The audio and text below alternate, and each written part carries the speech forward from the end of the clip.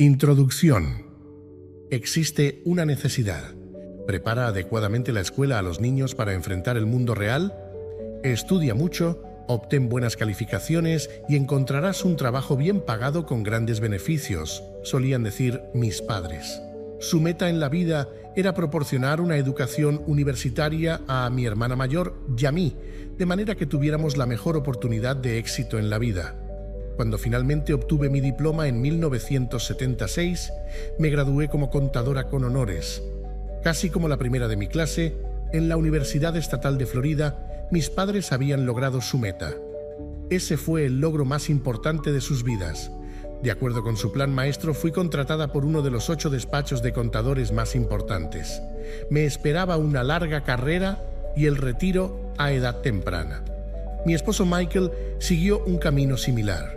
Ambos proveníamos de familias de trabajadores, de recursos modestos, pero con una fuerte ética de trabajo. Michael también se graduó con honores, pero lo hizo 2 veces, primero como ingeniero y después en la Escuela de Leyes. Fue reclutado rápidamente por un prestigioso despacho de abogados de Washington, D.C., especializado en legislación de patentes, y su futuro parecía brillante, con una carrera bien definida y el retiro garantizado a edad temprana. Aunque hemos sido exitosos en nuestras carreras, estas no resultaron ser como esperábamos.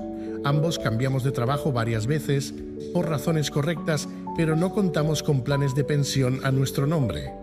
Nuestros fondos para el retiro están creciendo solo por medio de nuestras contribuciones individuales. Michael y yo tenemos un matrimonio maravilloso y 3 hijos formidables. Al escribir estas líneas, 2 se encuentran en la universidad y 1 está comenzando la preparatoria. Hemos gastado una fortuna para asegurarnos de que nuestros hijos reciban la mejor educación que sea posible.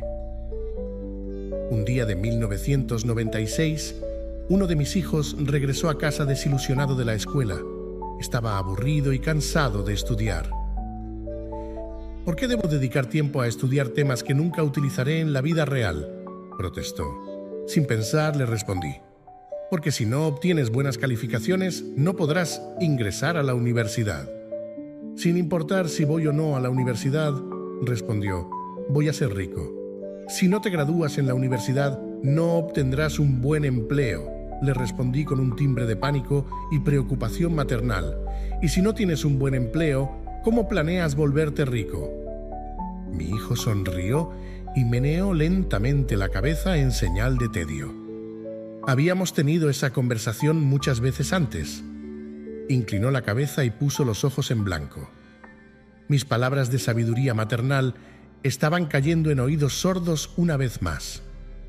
Él, que es un joven inteligente y decidido, siempre ha sido amable y respetuoso.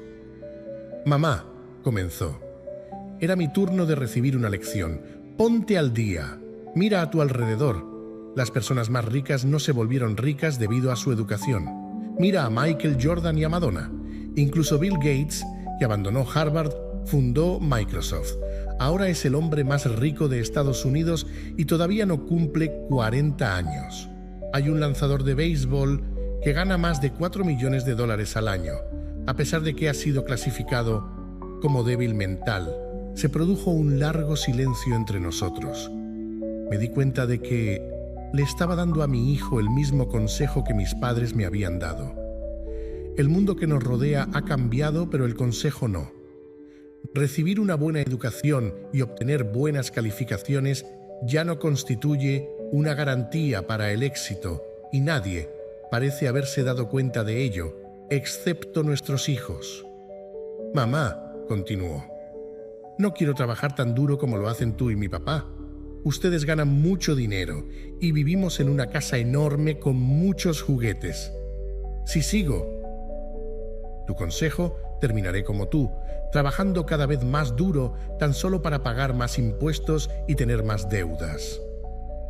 Hoy en día no existe ya seguridad en el trabajo. He escuchado todo acerca de reducciones de personal y reajustes corporativos.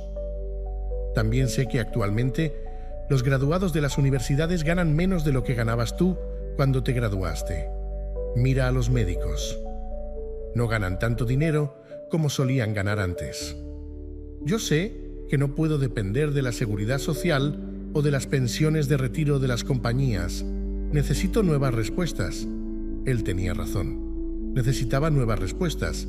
Y yo también. El consejo de mis padres pudo haber funcionado para las personas nacidas antes de 1945, pero puede ser desastroso para aquellos de nosotros que nacimos en un mundo que cambia velozmente. Ya no puedo simplemente decirles a mis hijos: vayan a la escuela, obtengan buenas calificaciones y busquen un trabajo seguro. Me di cuenta de que debía buscar nuevas formas de guiar la educación de mis hijos. Como madre y como contadora me preocupa la falta de educación financiera en las escuelas de nuestros hijos. La mayoría de los jóvenes actuales tienen tarjetas de crédito antes de terminar la preparatoria, pero nunca han recibido un curso sobre el dinero y la manera de invertirlo, ya no digamos que puedan comprender cómo funciona el interés compuesto en las tarjetas de crédito.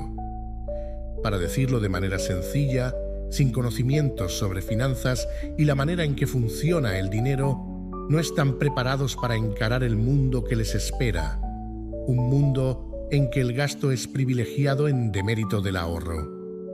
Cuando mi hijo más grande se endeudó mucho con sus tarjetas de crédito al comenzar sus estudios universitarios, no solo le ayudé a destruir sus tarjetas de crédito, sino que también busqué un programa que me ayudara a educar a mis hijos en cuestiones financieras. Un día, el año pasado, mi esposo me llamó desde su oficina. «Tengo a alguien a quien debes conocer», me dijo. Su nombre es Robert Kiyosaki. Es un hombre de negocios y un inversionista, y está aquí para solicitar una patente relacionada con un producto educativo. Creo que es lo que tú has estado buscando, justo lo que yo estaba buscando. Mi esposo Mike estaba tan impresionado con Cashflow, el nuevo producto educativo que Robert Kiyosaki estaba desarrollando, que hizo arreglos para que ambos participáramos en una prueba del prototipo. Dado que se trata de un juego educativo, también le pedí a mi hija de 19 años, que iniciaba sus estudios en la universidad local, que tomara parte en él, y ella accedió. Cerca de 15 personas, divididas en 3 grupos, participaron en la prueba. Mike estaba en lo correcto. Se trataba del producto educativo que yo había estado buscando. Pero había un detalle adicional. Tenía el aspecto de un tablero del juego de mesa denominado Monopolio, con el dibujo de una rata bien vestida en el centro. Sin embargo, a diferencia del Monopolio, el tablero tenía 2 pistas, una interior y otra exterior. El objeto del juego consistía en salir de la pista interior, a la que Robert llamaba la carrera de la rata, y pasar a la pista exterior o pista rápida. Según Robert, la pista rápida simula la manera en que los ricos actúan en la vida real. Robert definió a continuación la carrera de la rata para nosotros. Si consideras la vida de una persona trabajadora con educación promedio, sigue un camino similar. El niño nace y va a la escuela. Los orgullosos padres están emocionados porque el niño destaca, obtiene calificaciones buenas o regulares y es aceptado en la universidad. El niño se gradúa, quizá asiste al posgrado y entonces hace exactamente lo programado. Busca una carrera o trabajos seguros. El hijo consigue un empleo, quizá como doctor o como abogado, o se integra al ejército o trabaja para el gobierno. Generalmente, el hijo comienza a ganar dinero, le comienzan a llegar tarjetas de crédito y él comienza a comprar cosas si es que no lo ha hecho antes. Dado que tiene dinero para gastar, el chico asiste a lugares a donde van otros jóvenes para conocer personas, para hacer citas y a veces para casarse. La vida es maravillosa entonces porque actualmente tanto el hombre como la mujer trabajan. 2 ingresos son una bendición. Se sienten exitosos, su futuro es brillante y deciden comprar una casa, un automóvil, una televisión, salir de vacaciones y tener niños. Llega el paquete feliz. Las necesidades de dinero son enormes. La feliz pareja decide que sus carreras son de importancia vital y comienzan a trabajar más duro, en busca de ascensos y aumentos de sueldo. Los aumentos vienen, así como otro hijo y la necesidad de tener una casa más grande. Trabajan más duro, Se convierten en mejores empleados, aún más dedicados. Vuelven a la universidad para obtener habilidades más especializadas con el fin de ganar más dinero. Es posible que obtengan un segundo empleo, sus ingresos se incrementan, pero también la categoría fiscal en que se encuentran, así como el impuesto sobre su gran casa nueva, sus aportaciones al seguro social y todos los demás impuestos. Reciben un cheque jugoso, pero se preguntan a dónde va a parar el dinero. Adquieren participaciones en fondos mutualistas y compran sus artículos de primera necesidad con su tarjeta de crédito. Sus hijos cumplen 5 o 6 años de edad y se incrementa la necesidad de ahorrar para su educación universitaria, así como de ahorrar para su retiro. Esa feliz pareja, nacida hace 35 años, está atrapada ahora en la carrera de la rata para el resto de su vida laboral. Trabajan para los dueños de su compañía, para el gobierno al pagar sus impuestos y para los bancos al pagar su hipoteca y sus tarjetas de crédito. Entonces aconsejan a sus propios hijos que deben estudiar duro, obtener buenas calificaciones y encontrar un empleo o carrera seguros. No aprenden nada acerca del dinero, excepto de aquellos que se aprovechan de su candidez y trabajan arduamente durante toda su vida. El proceso se repite con la siguiente generación de trabajadores. Esa es la carrera de la rata. La única manera de salir de la carrera de la rata consiste en demostrar tu capacidad, tanto en contabilidad como en inversión, posiblemente dos de las materias más difíciles de dominar. En mi carácter de contadora pública, que alguna vez trabajó para uno de los 8 despachos de contadores más importantes, yo estaba asombrada ante el hecho de que Robert había logrado que el aprendizaje de estas dos materias fuera divertido y emocionante. El proceso estaba tan bien disfrazado que mientras trabajábamos de manera diligente para salir de la carrera de las ratas, olvidamos pronto que estábamos aprendiendo. De pronto, la prueba de un producto educativo se convirtió en una tarde de diversión con mi hija, en la que hablamos de cosas que no habíamos discutido anteriormente. Como contadora me fue fácil practicar un juego que requiere una declaración de ingresos y una hoja de balance. De manera que tuve tiempo para ayudar a mi hija y a otros jugadores de mi mesa con los conceptos que no comprendían. Fui la primera persona y la única en todo el grupo de prueba en salir de la carrera de la rata. Ese día salí de allí en 50 minutos, a pesar de que el juego se prolongó por casi 3 horas. En mi mesa estaban sentados un banquero, el propietario de un negocio y un programador de computadoras. Lo que me perturbó más fue lo poco que esas personas sabían tanto de contabilidad como de inversión, materias, sin duda, tan importantes en sus vidas. Me pregunté cómo manejaban sus asuntos financieros en la vida real. Yo podía entender por qué mi hija de 19 años no comprendía esos temas, pero ellos eran adultos de por lo menos el doble de su edad. Después de que salí de la carrera de la rata, me dediqué a observar durante las siguientes 2 horas la manera en que mi hija y esos adultos educados y pudientes tiraban los dados y movían sus fichas. Aunque estaba contenta de que ellos estaban aprendiendo tanto, me perturbaba lo poco que los adultos saben sobre los fundamentos de la contabilidad simple y de la inversión. Tenían dificultades para comprender la relación entre su declaración de ingresos y su hoja de balance. Conforme vendían y compraban sus activos, tenían problemas para recordar que cada transacción podía tener efectos en su flujo de efectivo mensual. Me pregunté cuántos millones de personas andan por ahí en el mundo real experimentando problemas financieros solo porque nadie les ha enseñado sobre estos temas. Gracias a Dios que estas personas se están divirtiendo y están distraídas por el deseo de ganar el juego, me dije. Una vez que Robert dio por terminada la competencia, nos dio 15 minutos para comentar y criticar el juego de cash flow entre nosotros. El dueño del negocio, que estaba sentado a mi mesa, no estaba contento. No le había gustado el juego. No necesito saber esto, dijo en voz alta. Yo contrato contadores, banqueros y abogados para que me digan estas cosas. A lo que Robert contestó, ¿has notado alguna vez que no hay muchos contadores que sean ricos? Y banqueros, y abogados, y corredores de bolsa, y agentes inmobiliarios. Ellos saben mucho y en general son personas inteligentes, pero la mayoría no son ricos. Dado que nuestras escuelas no le enseñan a la gente lo que saben los ricos, tomamos consejo de estas personas. Sin embargo, un día vas manejando por la autopista, atrapado en el tráfico, tratando de llegar a tu trabajo y miras a la derecha y puedes ver a tu contador atrapado en el mismo atasco de tráfico. Volteas a la izquierda y puedes ver a tu banquero. Eso debería decirte algo. Al programador de computadoras tampoco le había gustado el juego. ¿Puedo comprar programas de computación que me enseñen esto? El banquero, sin embargo, estaba conmovido. Estudié esto en la escuela, la parte correspondiente a contabilidad, pero nunca supe cómo aplicarla en la vida real. Ahora lo sé, necesito salirme de la carrera de la rata. Pero fue el comentario de mi hija el que me conmovió más.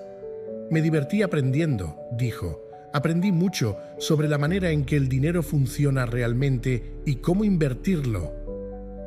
A continuación, agregó, ahora puedo escoger una profesión para el trabajo que deseo desempeñar y no debido a la seguridad en el empleo, los beneficios o cuánto me pagarán.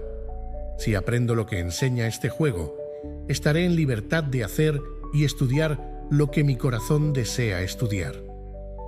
En vez de estudiar algo, debido a que los negocios están en busca de ciertas habilidades laborales. Si aprendo esto, no tendré que preocuparme sobre la seguridad en el empleo y el seguro social de la manera en que la mayoría de mis compañeros de clase lo hacen. Yo no podía quedarme y hablar con Robert luego de haber practicado el juego, pero acordamos entrevistamos más tarde para discutir con mayor amplitud su proyecto. Yo sabía que él quería utilizar el juego para ayudar a otras personas a que fueran más capaces desde el punto de vista financiero y estaba deseosa de escuchar más sobre sus planes. Mi esposo y yo concertamos una cita para cenar con Robert y su esposa a la semana siguiente. Aunque se trató de nuestra primera reunión de tipo social, nos sentimos como si nos hubiéramos conocido desde hacía años. Descubrimos que teníamos muchas cosas en común. Conversamos sobre una amplia gama de temas, desde deportes y obras de teatro hasta restaurantes y temas socioeconómicos. Hablamos acerca del mundo en transformación. Pasamos mucho tiempo discutiendo cómo la mayoría de los estadounidenses tienen poco o nada ahorrado para el retiro, así como del seguro social y los servicios públicos de salud, casi en quiebra. ¿Se le pediría a nuestros hijos que aportaran para el retiro de 75 millones de miembros de la generación de la posguerra? Nos preguntamos si la gente se daba cuenta de cuán riesgoso era depender del plan de pensión. La principal preocupación de Robert era la brecha creciente entre los pudientes y los necesitados en Estados Unidos y en todo el mundo. Robert era un empresario que se educó y formó a sí mismo y que trabajó alrededor del mundo realizando inversiones y pudo retirarse a la edad de 47 años.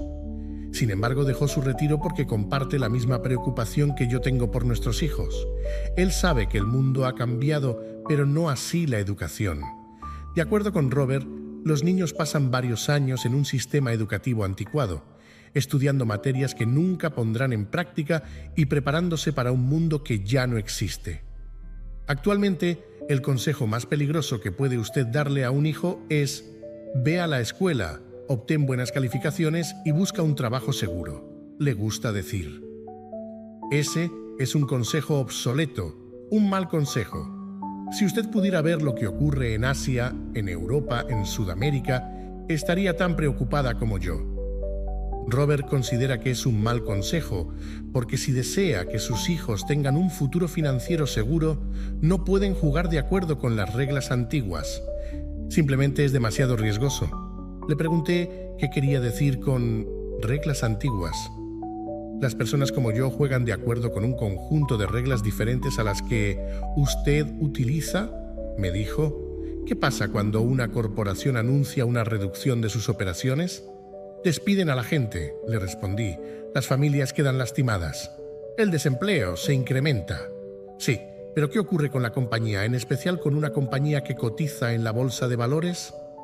El precio de las acciones generalmente sube cuando se anuncia la reducción de operaciones, contesté. Al mercado le gusta que una compañía reduzca sus costos laborales, ya sea mediante la automatización o la consolidación de la fuerza de trabajo en general. Correcto, dijo. Y cuando el precio de las acciones sube, las personas como yo, los accionistas, se enriquecen. A eso es a lo que me refiero cuando hablo de un conjunto de reglas diferentes. Los empleados pierden, los propietarios e inversionistas ganan. Robert estaba describiendo no solo la diferencia entre un empleador y un empleado, sino también la diferencia entre controlar tu propio destino y entregar ese control a otra persona. Sin embargo, a muchas personas les cuesta trabajo comprender por qué ocurre eso. Le dije, simplemente consideran que no es justo. Por eso es tonto decir simplemente a un hijo: obtén una buena educación, dijo Robert. Es tonto asumir que la educación que el sistema escolar proporciona preparará a sus hijos para el mundo que enfrentarán después de su graduación. Cada hijo necesita más educación, una educación diferente, y necesitan conocer las reglas, los diferentes conjuntos de reglas. Existen reglas sobre el dinero de acuerdo con las cuales actúan los ricos y reglas de acuerdo con las cuales actúa 95% de la población, dijo. Y ese 95% aprende esas reglas en casa y en la escuela. Esa es la razón por la que hoy en día es riesgoso decirle simplemente a un hijo: estudia duro y busca un empleo. Actualmente, los hijos necesitan de una educación más sofisticada, pero el sistema actual no cumple con esa necesidad. No me interesa cuántas computadoras instalen en el salón de clases o cuánto dinero gasten las escuelas. ¿Cómo puede enseñar el sistema educativo una materia que no conoce? Entonces, ¿cómo le enseñan los padres a sus hijos aquello que la escuela no enseña? ¿Cómo les enseña usted contabilidad a sus hijos? ¿No se aburrirían? ¿Y cómo les enseñaría a invertir si usted mismo, como padre de familia, es enemigo del riesgo? En vez de enseñarle a mis hijos a simplemente jugar a lo seguro, decidí que era mejor enseñarles a jugar de manera inteligente.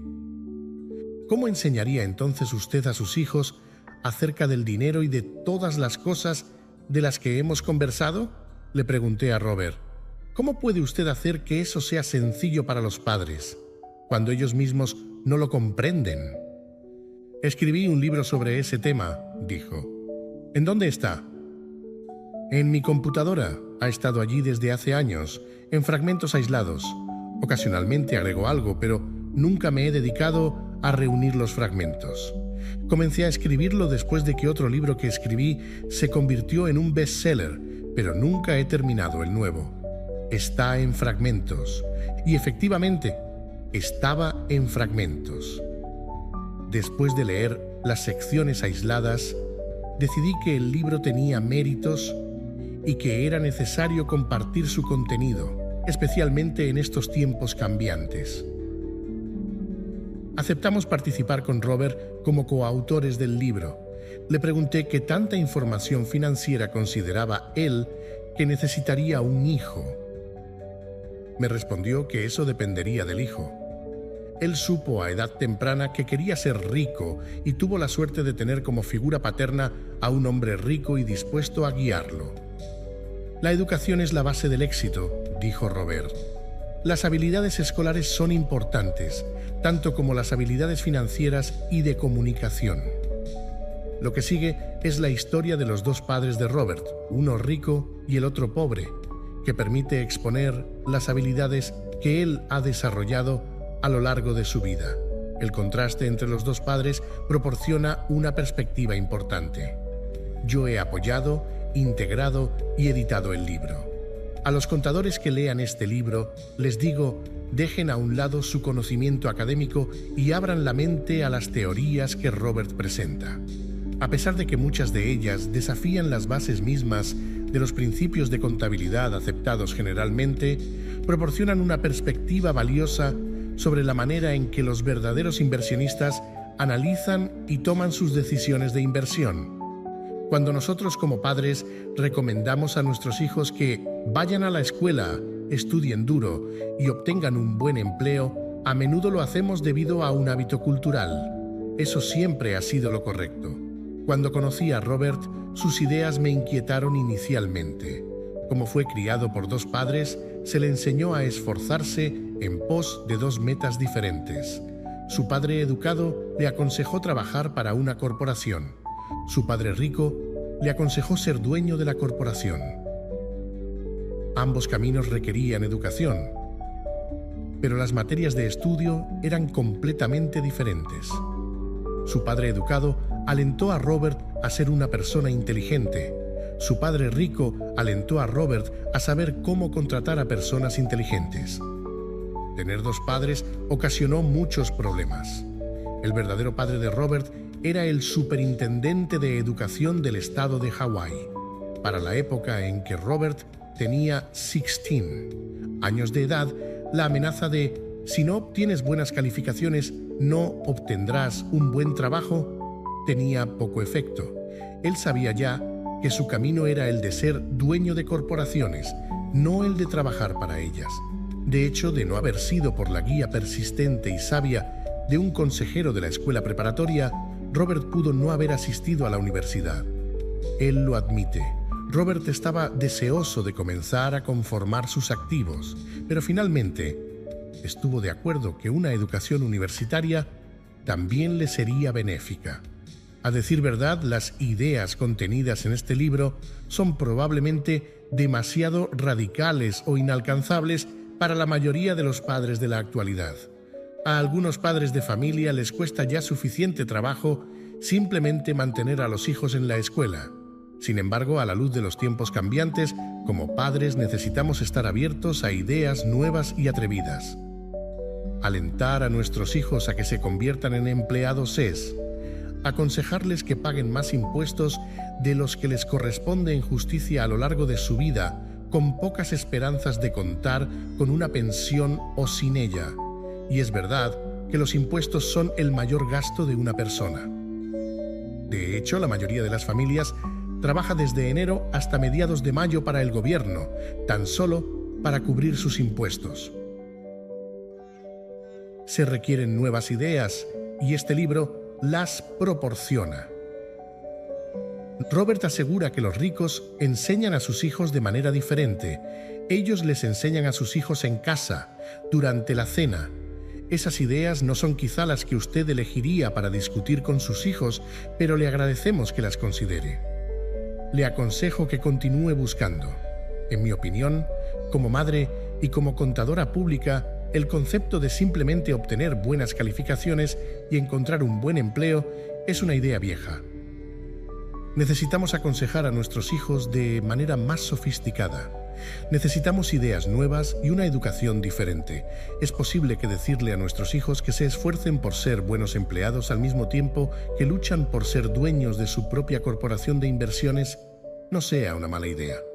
Mi esperanza como madre es que este libro ayude a otros padres. La esperanza de Robert es informar a la gente que cualquiera puede lograr la prosperidad si elige hacerlo. Si actualmente es usted un jardinero o un conserje, o incluso si está desempleado, puede educarse a sí mismo y enseñar a sus seres queridos a atender sus asuntos financieros. Recuerde que la inteligencia financiera es el proceso mental por medio del cual resolvemos nuestros problemas financieros. Actualmente estamos encarando cambios globales y tecnológicos tan grandes o incluso mayores a los que jamás nos habíamos enfrentado. Nadie tiene una bola de cristal, pero una cosa es segura: nos esperan cambios que están más allá de nuestra comprensión. ¿Quién sabe lo que nos depara el futuro? Pero suceda lo que suceda, tenemos dos opciones fundamentales: jugar a la segura o jugar de manera inteligente al preparamos, educamos y despertar en nosotros mismos y en nuestros hijos el genio financiero que llevamos dentro. Padre rico, padre pobre, tal y como fue narrado por Robert Kiyosaki. Yo tuve dos padres, uno rico y otro pobre. Uno era inteligente y muy educado, tenía un doctorado y realizó los estudios universitarios correspondientes a 4 años en solo 2. Asistió a la Universidad de Stanford, a la Universidad de Chicago y a la Universidad del Noroeste para realizar estudios avanzados, todos ellos con beca completa. El otro padre nunca terminó la secundaria. Ambos hombres fueron exitosos en sus carreras y trabajaron duro toda su vida. Ambos tuvieron ingresos considerables. Sin embargo, uno de ellos pasó problemas financieros toda su vida. El otro se convertiría en uno de los hombres más ricos de Hawái. Uno dejó al morir decenas de millones de dólares a su familia, a instituciones de beneficencia y a su iglesia. El otro dejó cuentas por pagar. Ambos hombres eran fuertes, carismáticos e influyentes. Ambos me ofrecieron su consejo, pero no me aconsejaron las mismas cosas. Ambos hombres creían poderosamente en la educación, pero no me recomendaron el mismo tipo de estudios. Si yo hubiera tenido un solo padre, hubiera tenido que aceptar o rechazar su consejo. El hecho de haber tenido dos padres que me aconsejaban me dio la oportunidad de escoger entre puntos de vista contrapuestos, uno correspondiente a un hombre rico y otro a un hombre pobre. En vez de simplemente aceptar o rechazar uno u otro, me encontré pensando más, comparando y escogiendo por mi propia cuenta. El problema fue que el hombre rico no era rico todavía, y el hombre pobre todavía no era pobre. Ambos estaban apenas comenzando sus carreras y ambos pasaban trabajos, con el dinero y sus familias. Sin embargo, tenían puntos de vista muy diferentes sobre el tema del dinero. Por ejemplo, uno de mis padres me diría: el amor al dinero es la raíz de todos los males. El otro: la falta de dinero es la raíz de todos los males. En mi juventud, el hecho de tener la influencia de dos padres fuertes me resultó difícil. Yo quería ser un buen hijo y escuchar, pero mis dos padres no me decían las mismas cosas. El contraste en sus puntos de vista, especialmente en lo que se refería al dinero, era tan brusco que crecí curioso e intrigado. Comencé a pensar por largos periodos de tiempo sobre lo que cada uno de ellos decía. Pasé gran parte de mi tiempo reflexionando, formulándome preguntas como ¿por qué dice eso? Y luego formulando la misma pregunta respecto a la afirmación de mi otro padre. Hubiera sido mucho más sencillo decir simplemente sí, él está en lo cierto, estoy de acuerdo con eso. O simplemente rechazar el punto de vista al decir el viejo no sabe de lo que habla. En vez de ello, el tener dos padres a quienes yo amaba me obligó a pensar y, en última instancia, a elegir una forma de pensar para mí mismo. Como proceso, elegir por mí mismo resultó mucho más valioso a largo plazo, en vez de simplemente aceptar o rechazar un solo punto de vista. Una de las razones por la que los ricos se enriquecen, los pobres se empobrecen y la clase media lucha con la deuda es debido a que el tema del dinero es enseñado en casa, no en la escuela. La mayoría de nosotros aprendemos de nuestros padres sobre el dinero. ¿Qué puede decirle un padre pobre a su hijo acerca del dinero? Le dirá simplemente: quédate en la escuela y estudia duro. El hijo puede graduarse con excelentes calificaciones, pero con una mentalidad y programación financiera correspondiente a una persona pobre. El hijo aprendió lo anterior cuando era joven. El tema del dinero no se enseña en las escuelas. Las escuelas se enfocan en las habilidades profesionales y académicas, pero no en las habilidades financieras. Eso explica por qué banqueros, doctores y contadores inteligentes que obtuvieron excelentes calificaciones en la escuela pueden tener problemas financieros a lo largo de toda su vida. Nuestra impresionante deuda nacional se debe en gran medida a políticos y funcionarios gubernamentales muy bien educados que toman decisiones financieras con poca o ninguna capacitación en el tema del dinero. A menudo miro hacia adelante, al nuevo milenio, y me pregunto qué ocurrirá cuando tengamos millones de personas que requerirán asistencia médica y financiera. Esas personas dependerán de sus familias o del gobierno para recibir apoyo financiero. ¿Qué ocurrirá cuando el seguro social y los servicios públicos de salud agoten sus fondos? ¿Cómo podrá sobrevivir un país si la enseñanza sobre el tema del dinero sigue estando en manos de los padres, la mayoría de los cuales será o es ya pobre? Dado que tuve dos padres influyentes, aprendí de ambos. Tuve que pensar en el consejo de cada uno de mis padres y al hacerlo, obtuve una valiosa perspectiva sobre el poder y el efecto de nuestras ideas en nuestra vida. Por ejemplo, uno de mis padres tenía la costumbre de decir: "No puedo comprarlo". El otro padre prohibió el uso de esa frase. Él insistía en decir: "¿Cómo puedo comprarlo?". La primera frase es una declaración, la segunda es una pregunta. La primera nos deja al margen, mientras que la otra nos obliga a pensar. Mi padre, el que pronto sería rico, explicaría que al decir automáticamente las palabras "no puedo comprarlo", tu cerebro deja de funcionar. Al formular la pregunta ¿cómo puedo comprarlo?, tu cerebro se pone a funcionar. Él no quería decir con lo anterior que uno debe comprar todo lo que uno quiere. Él era un fanático de ejercitar la mente, la computadora más poderosa del mundo. Mi cerebro se hace más fuerte cada día porque lo ejercito. Mientras más fuerte sea, más dinero puedo ganar. Creía que decir automáticamente "no puedo comprarlo" era una señal de pereza mental. Aunque ambos padres trabajaban duro, me di cuenta de que uno de ellos tenía la costumbre de poner su mente a dormir en lo que se refería a cuestiones de dinero y el otro tenía el hábito de ejercitar su mente. El resultado de largo plazo fue que uno de mis padres se hizo más fuerte financieramente y el otro se hizo más débil. Lo anterior no es muy diferente a una persona que acude al gimnasio a ejercitarse de manera regular en comparación con alguien que se sienta en el sofá a ver la televisión. El ejercicio físico adecuado incrementa sus oportunidades de salud y el ejercicio mental adecuado incrementa sus oportunidades de riqueza. La pereza reduce tanto la salud como la riqueza. Mis dos padres tenían maneras de pensar contrapuestas. Uno de ellos pensaba que el rico debía pagar más impuestos para beneficiar a los menos afortunados.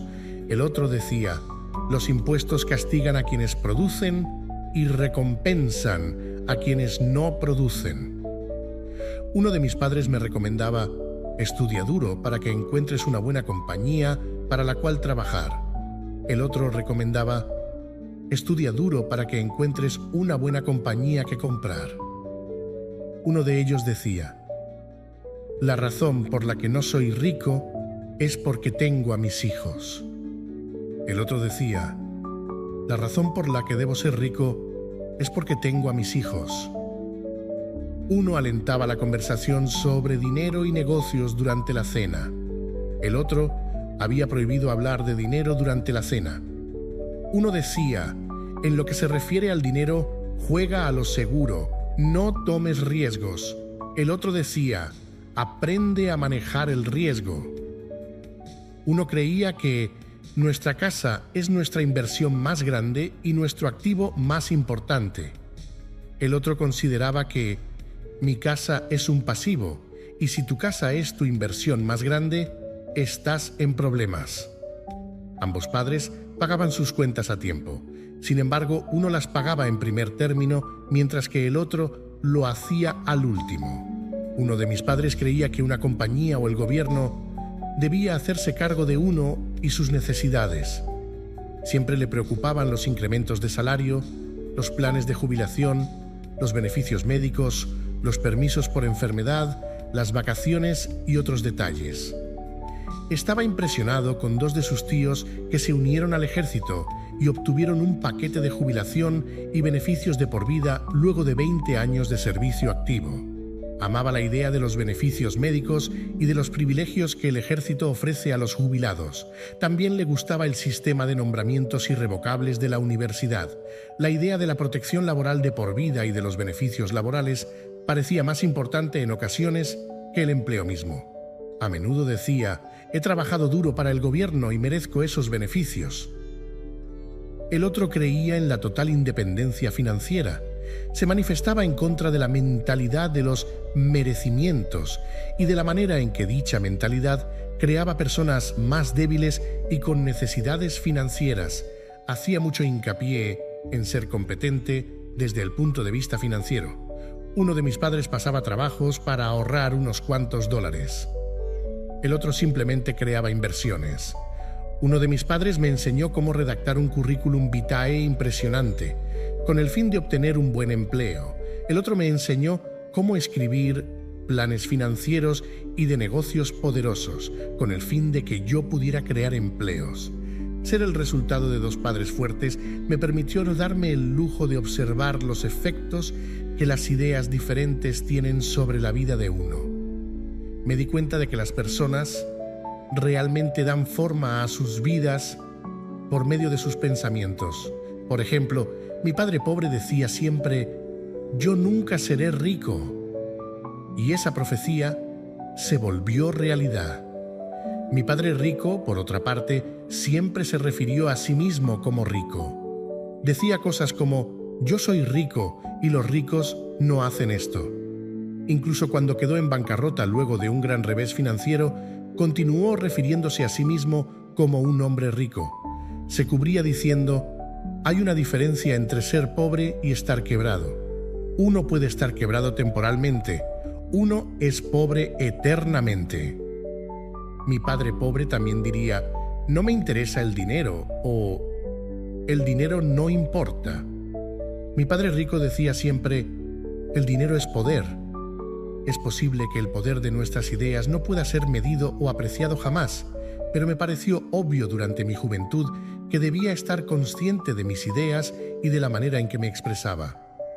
Me di cuenta de que mi padre pobre no era pobre debido a la cantidad de dinero que ganaba, que era importante, sino debido a sus ideas y acciones. Siendo joven y al tener dos padres, me di cuenta de que debía ser cuidadoso al seleccionar las ideas que adoptaría como propias. ¿A quién debía yo escuchar? ¿A mi padre rico o a mi padre pobre? Aunque ambos hombres tenían un tremendo respeto por la educación y el aprendizaje, estaban en desacuerdo en lo que consideraban que era más importante aprender. Uno deseaba que yo estudiara duro, obtuviera un grado académico y un buen trabajo para trabajar con el fin de ganar dinero. Quería que yo estudiara para convertirme en un profesionista, un abogado o un contador, o asistir a la escuela de negocios para convertirme en administrador de empresas. El otro me alentaba a estudiar para ser rico, para comprender la manera en que funciona el dinero y aprender cómo hacer que trabajara para mí. «Yo no trabajo para ganar dinero». Eran palabras que repetía una y otra vez. «El dinero trabaja para mí». A la edad de 9 años decidí escuchar y aprender de mi padre rico en lo que se refiere al dinero. Al hacerlo elegí no escuchar a mi padre pobre, a pesar de que él era quien tenía todos los títulos universitarios. Una lección de Robert Frost. Robert Frost es mi poeta favorito.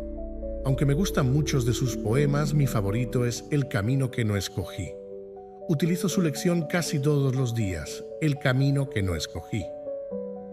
Dos caminos se bifurcaban en un bosque amarillo y lamentablemente no pude recorrer los dos.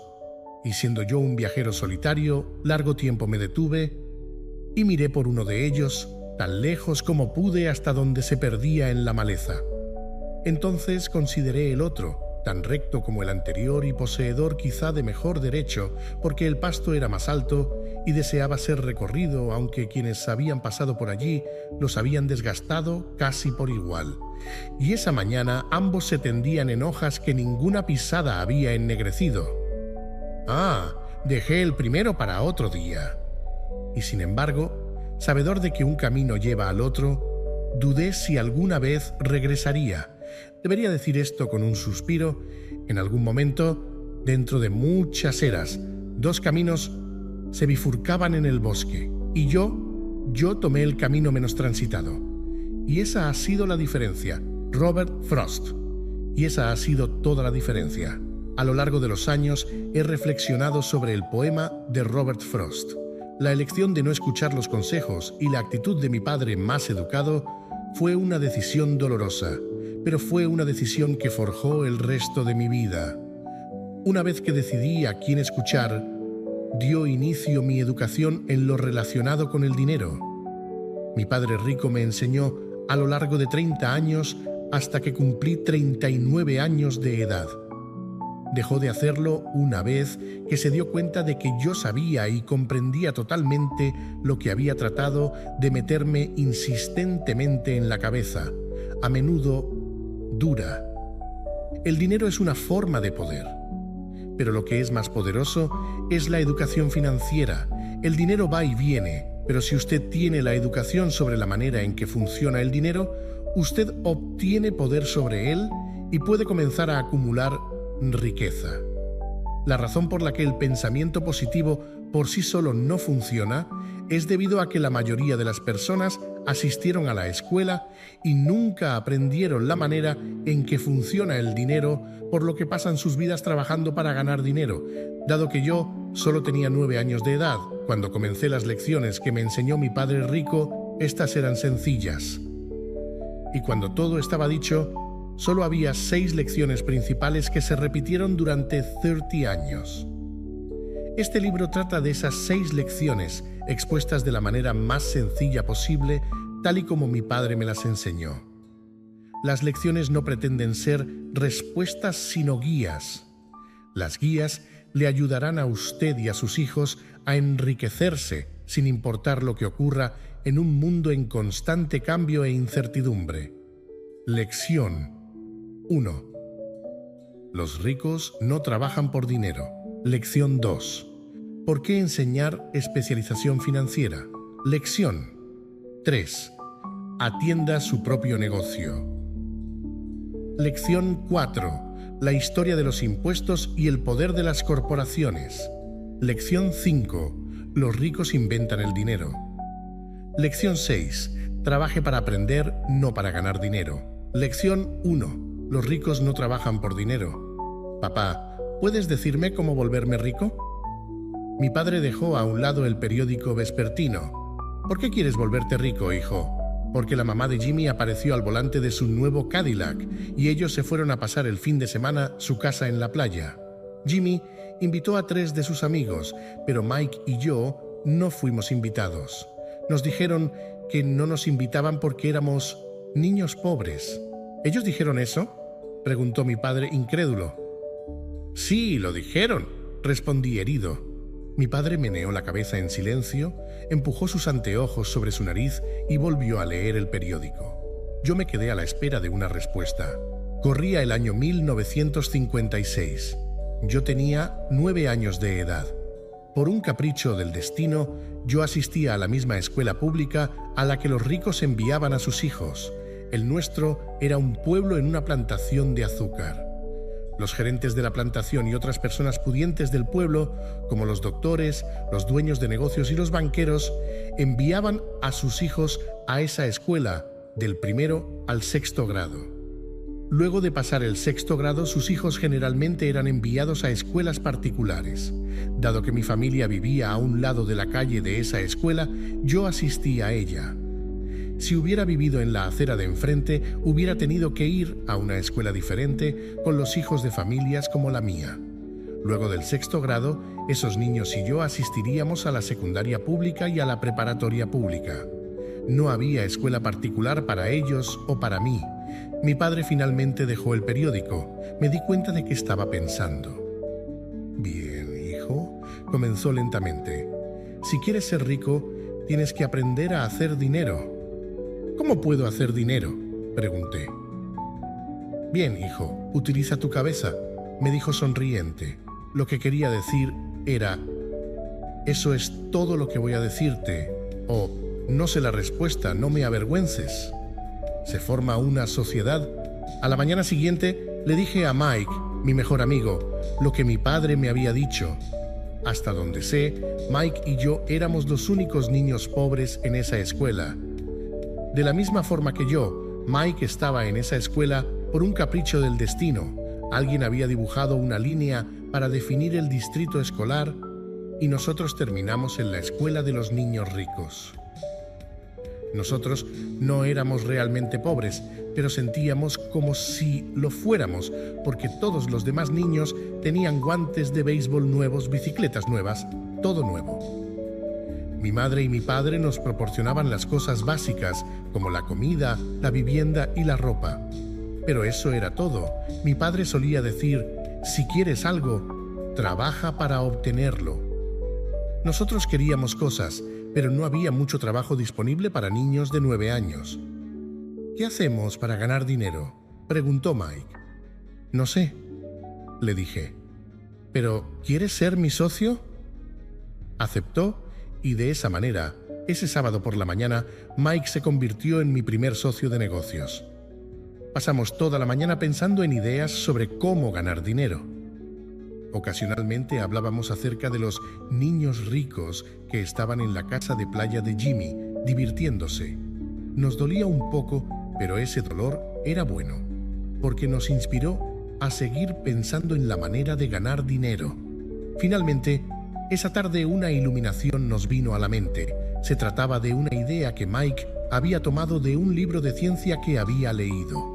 Muy emocionados nos dimos un apretón de manos y la sociedad tenía ahora un negocio. Durante las siguientes semanas, Mike y yo recorrimos el vecindario tocando puertas y preguntando a los vecinos si nos guardarían los tubos de dentífrico usados. Con miradas curiosas, la mayoría asintió con la cabeza. Algunos nos preguntaron qué estábamos haciendo, a lo que nosotros respondíamos: no podemos decirle, se trata de un negocio secreto. Mi madre estaba cada vez más molesta conforme pasaron las semanas. Habíamos seleccionado un sitio cercano a su lavadora de ropa como el lugar donde almacenaríamos nuestra materia prima. En una caja de cartón que alguna vez contuvo botellas de salsa de tomate, comenzó a crecer nuestra pila de tubos vacíos de dentífrico. Finalmente, intervino mi mamá. Le había afectado el espectáculo de los tubos apretados y vacíos. ¿Qué están haciendo, niños?, preguntó. Y no quiero escuchar nuevamente que se trata de un negocio secreto. Hagan algo con ese desorden o lo voy a arrojar a la basura. Mike y yo rogamos y suplicamos, explicándole que pronto tendríamos suficiente material para comenzar la producción. Le informamos que estábamos esperando a que un par de vecinos terminaran de utilizar su pasta de dientes para que nos dieran sus tubos. Mamá nos dio un plazo de 1 semana. La fecha para comenzar la producción fue adelantada. La presión estaba sobre nosotros. Mi primera sociedad de negocios estaba siendo ya amenazada con una notificación de lanzamiento de nuestro primer espacio de almacén por mi propia madre. Correspondió a Mike el trabajo de apresurar a los vecinos para que utilizaran su pasta de dientes, diciéndoles que el dentista de cualquier manera quería que se lavaran más a menudo. Yo comencé a armar la línea de producción. Un día, mi padre llevó a un amigo para ver a 2 niños de 9 años con una línea de producción funcionando a toda velocidad en la rampa de acceso a la cochera. Había polvo blanco por todas partes. En una mesa larga había pequeños recipientes de leche que obtuvimos en la escuela, y la parrilla de la familia resplandecía por el fulgor de los trozos de carbón al rojo vivo. Papá se acercó precavidamente y estacionó su automóvil a la entrada de la rampa, porque la línea de producción obstruía la entrada de su cochera. Conforme él y su amigo se acercaron, pudieron ver una olla de acero colocada sobre el carbón, con los tubos de dentífrico derritiéndose. Los tubos estaban hechos de plomo, de manera que una vez removida la pintura, colocamos los tubos en la olla de acero, los derretimos hasta hacerlos líquido y sosteniéndola por las asas, vertimos el plomo a través de un pequeño agujero en la parte superior de los cartones de leche. Los recipientes de cartón estaban rellenos de yeso. El polvo blanco que podía verse por todas partes era el yeso antes de ser mezclado con agua. En mi premura había volcado el saco de yeso y toda el área tenía el aspecto de haber sido golpeada por una tormenta de nieve. Los cartones de leche eran los recipientes para los moldes de yeso. Mi padre y su amigo observaron mientras vertimos cuidadosamente el plomo derretido a través de un pequeño agujero en la parte superior del cubo de yeso. «Tengan cuidado», dijo mi padre. Yo asentí con la cabeza sin levantar la vista. Finalmente, una vez que terminamos de verter, dejé la olla de acero y sonreí a mi padre. «¿Qué están haciendo, niños?», nos preguntó con una sonrisa precavida. «Estamos haciendo lo que me dijiste que hiciera. Nos vamos a volver ricos», le respondí. «Sí», dijo Mike, sonriente y asintiendo con la cabeza. «Somos socios». «¿Y qué hay en los moldes de yeso?», preguntó mi padre. «Mira», le dije, «esta debe estar lista». Con un pequeño martillo golpeé ligeramente el sello que dividía el cubo en dos. Levanté la mitad superior del molde de yeso y apareció una moneda de plomo. «¡Oh, Dios mío!», dijo mi padre. «Están acuñando centavos de plomo». «Así es», dijo Mike. «Estamos haciendo lo que usted nos dijo. Estamos haciendo dinero». Lección 1. Los ricos no trabajan por dinero. El amigo de mi padre se dio la vuelta y soltó una carcajada. Mi padre sonrió y sacudió la cabeza. Junto al fuego y a una caja de tubos de dentífrico usados, había dos niños pequeños cubiertos de plomo que sonreían de oreja a oreja. Nos pidió que dejáramos lo que estábamos haciendo y que nos sentáramos en los peldaños frente a la casa. Sonriente, mi padre nos explicó el significado de la palabra: falsificación.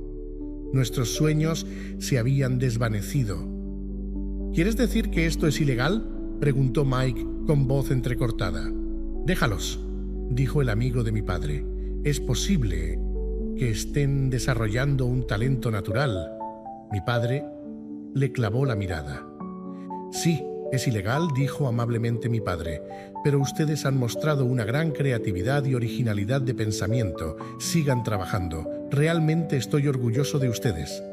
Desilusionados, Mike y yo nos sentamos en silencio cerca de 20 minutos antes de comenzar a limpiar nuestro desorden. El negocio había fracasado el mismo día que inició. Mientras barría el polvo, miré a Mike y le dije: «Creo que Jimmy y sus amigos están en lo cierto. Somos pobres». Mi padre estaba marchándose cuando dije eso. «Niños», dijo, «ustedes solo son pobres si se rinden. Lo más importante es que hicieron algo. La mayoría de la gente solo habla y sueña con volverse rica. Ustedes han hecho algo. Estoy muy orgulloso de ustedes. Lo diré nuevamente, sigan trabajando. No se rindan». Mike y yo nos quedamos parados allí en silencio. Esas eran palabras muy lindas, pero nosotros todavía no sabíamos qué hacer. «¿Y por qué tú no eres rico, papá?», pregunté. «Porque escogí ser maestro de escuela». Los maestros de escuela no piensan realmente en volverse ricos, solamente nos gusta enseñar. Me gustaría ayudarles, pero yo no sé realmente cómo hacer dinero.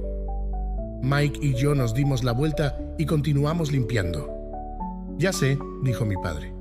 «Si ustedes desean aprender cómo volverse ricos, no me pregunten. Hablen con tu padre, Mike».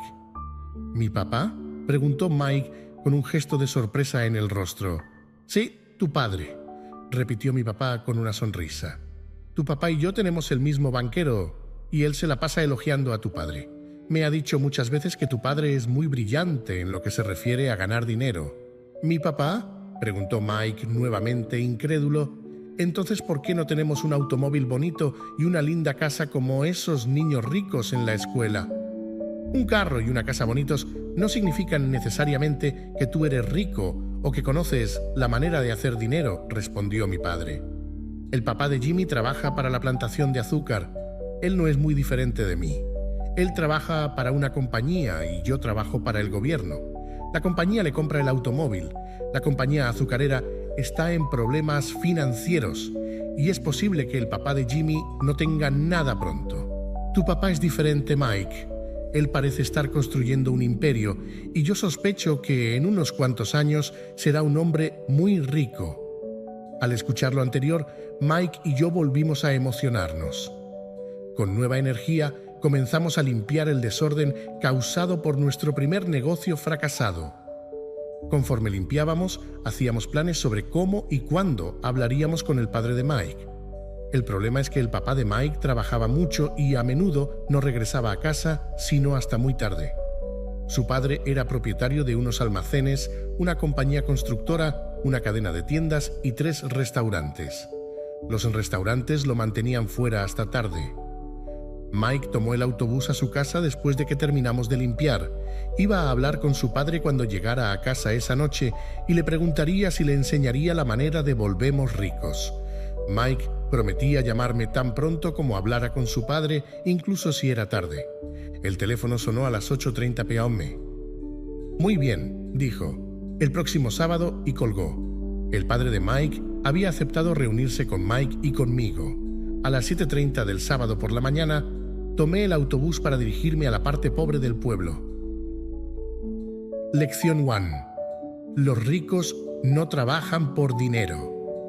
La lección comienza. Les pagaré 10 centavos por hora. Incluso de acuerdo con los estándares de Salarlo de 1956, 10 centavos por hora era poco. Michael y yo nos reunimos con su padre esa mañana, a las 8. Él ya estaba ocupado y había estado trabajando por más de 1 hora. Su supervisor de construcción estaba marchándose en su camioneta cuando llegué a la casa sencilla, pequeña y ordenada. Mike me recibió en la puerta. «Mi papá está en el teléfono y nos pide que le esperemos en el porche trasero». El viejo piso de madera crujió cuando atravesé el umbral de esa casa vieja. Había un tapete barato a la entrada.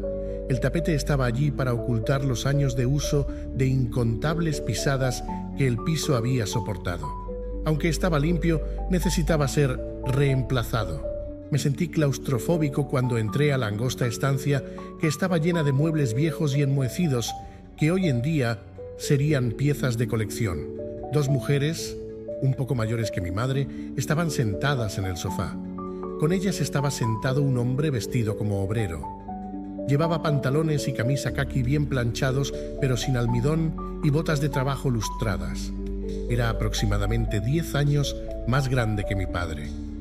Diría que tenía cerca de 45 años de edad. Sonrieron cuando Mike y yo pasamos junto a ellos camino de la cocina, que conducía al porche desde el que se veía el jardín trasero. Yo sonreí tímidamente. «¿Quiénes son esas personas?», pregunté. «Oh, ellos trabajan para mi padre. El hombre más viejo dirige los almacenes y las mujeres son las gerentes de los restaurantes. Y viste al supervisor de construcción que está trabajando en la construcción de un camino cerca de 50 millas de aquí. El otro supervisor, que está construyendo un grupo de casas, se marchó antes de que tú llegaras». «¿Y esto sucede todo el tiempo?», le pregunté. «No siempre, pero con cierta frecuencia», me dijo Mike, sonriendo mientras jalaba una silla para sentarse cerca de mí. Le pregunté si nos enseñaría a hacer dinero, dijo Mike. «Oh, ¿y qué te dijo?», le pregunté con curiosidad precavida. Al principio tenía una expresión divertida en el rostro y luego dijo que nos haría una oferta.